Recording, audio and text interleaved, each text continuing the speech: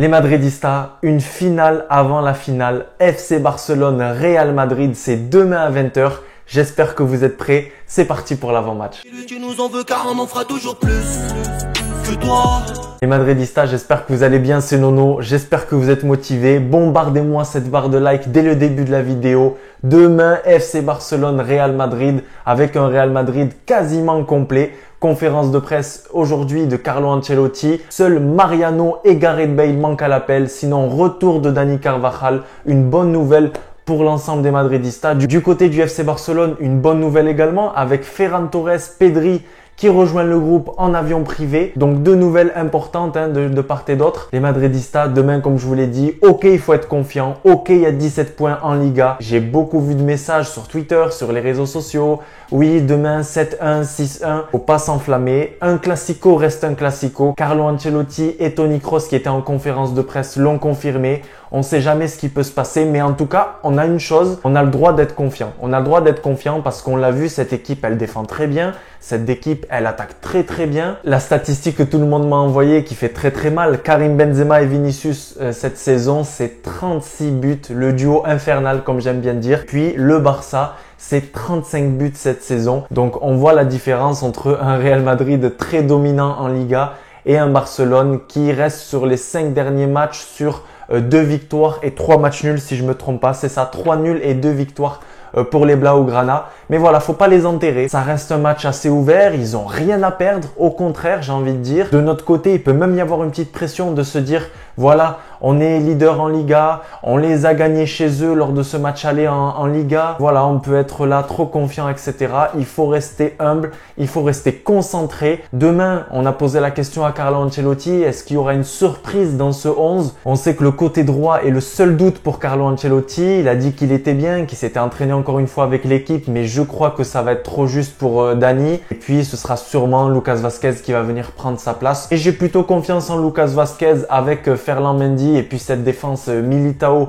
Alaba, on en a beaucoup parlé aussi lors de la conférence de presse. On a posé la question dans le sens où comment ça se fait que Alaba s'est aussi bien intégré au Real Madrid, à l'Espagne en général. Et donc le coach nous a dit que ça l'étonnait pas, que c'était un grand professionnel, qu'on l'a vu du côté du Bayern et qu'aujourd'hui il réussit du côté de Madrid. Et je le répète, c'est un joueur qui a coûté 0 €. Donc encore une belle pioche de la part de notre président Florentino Pérez. Merci beaucoup. Et donc milieu de terrain classique, Casemiro, Kroos, Modric, avec encore une fois les Madridistas, de nombreuses questions sur Valverde. Apparemment, le joueur se poserait des questions. Il est en pleine période de doute. Je sais que Liverpool est dessus. Je sais que le Bayern Munich aussi suit l'Uruguayen de près. En tout cas, le milieu classique va être titularisé. Peut-être une entrée de Valverde et de Camavinga ou de Dani Ceballos qu'on a vu jouer 30 minutes face à Valence. Dites-moi dans les commentaires quel 11 vous aimeriez voir demain. Et puis en attaque, je vous en parlais, ce duo infernal. Vinicius Junior qui arrête pas de danser. Karim Benzema qui reste sur un doublé et sur un record qui va aller chercher maintenant Di Stefano, Raúl et Cristiano Ronaldo. Ça risque d'être compliqué, mais rien n'est impossible. Les Madridistas, n'oubliez pas. Et puis sur le côté droit, Carlo Ancelotti, il a dit de lui-même, il a dit je vais évaluer, voir si je mets Asensio comme face à Valence ou si je choisis un joueur un peu plus frais. Il parle notamment de Rodrigo qui n'a pas joué face à Valence, les Madridistas. Dites-moi dans les commentaires encore une fois, est-ce qu'après la très bonne prestation de Marco Asensio, vous êtes plutôt chaud pour voir l'Espagnol débuter, ou est-ce que pour vous c'est le Brésilien qui doit être associé à son collègue Vinicius Junior avec Karim Benzema pour cette attaque madrilène? Et en face, on verra des Luuk de Jong, on verra des Dani Alves, on verra le fameux milieu Gavi avec Busquets. Est-ce que Nico va être titulaire? Je ne sais pas. Est-ce qu'on verra Pedri qui revient petit à petit? Je ne suis pas sûr. Même Ansu Fati est du voyage, mais n'est pas à 100% les Madridistas. Et d'ailleurs, j'en profite pour parler rapidement du Barça, comme j'ai fait un petit peu dans l'intro. Mais c'est vrai que du côté de Barcelone, c'est assez tendu. Autant Umtiti a accepté la prolongation de contrat avec une baisse de salaire pour pouvoir inscrire Ferran Torres par la suite. Autant pour le dossier Dembélé, c'est un peu plus compliqué, notamment avec la sortie de son agent qui dit que le FC Barcelone ne gère pas très bien le cas Dembélé dans le sens où Dembélé a joué directement après seulement un jour après avoir été testé négatif. Il faut aussi penser à Xavi qui n'a pas d'armes pour aller à la guerre, si je peux me permettre l'expression, les Madridistas. Voilà, cette équipe, elle est là, elle est pas en forme. Il y a des joueurs en fin de carrière, des joueurs qui démarrent leur carrière, beaucoup de joueurs de la Masia, etc.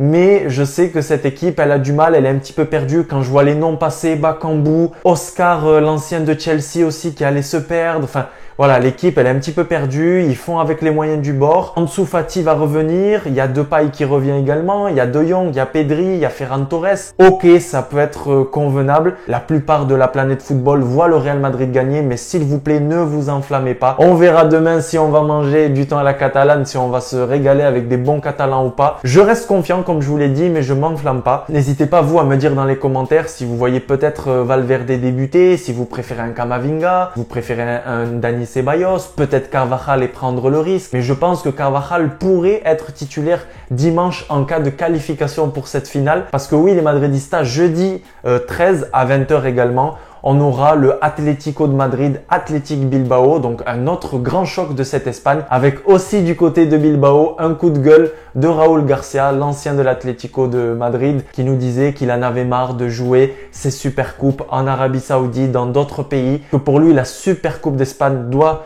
se tenir en Espagne, devant leur public, devant les publics de l'Athletic Bilbao, de l'Atlético de Madrid, du Real Madrid et du FC Barcelone, et que pour lui ça n'avait pas de sens, mais que bien évidemment il le sait, le but c'est de générer de l'argent, et c'est ce qu'a fait la fédération en délocalisant cette Supercoupe d'Espagne du côté de l'Arabie Saoudite à Riyad dès demain à 20h. Les Madridistas ultra bouillants. Là, je suis allé chez le coiffeur, je me suis fait la coupe. J'ai acheté le ton à la catalane au cas où, donc je vais pas vous louper les Barcelonais. Que le meilleur gagne, mais si on gagne, je vais pas vous louper. Tous les Barcelonais qui regardent les vidéos, désabonnez-vous parce que je vais vous dégoûter pendant une semaine. À la Madridina Damas, ne vous enflammez pas, mais soyez confiants, je le répète. N'hésitez pas à liker la vidéo, à vous abonner. Et vamos les gars, demain un classico, ça se gagne, vous le savez. Ciao les Madridistas.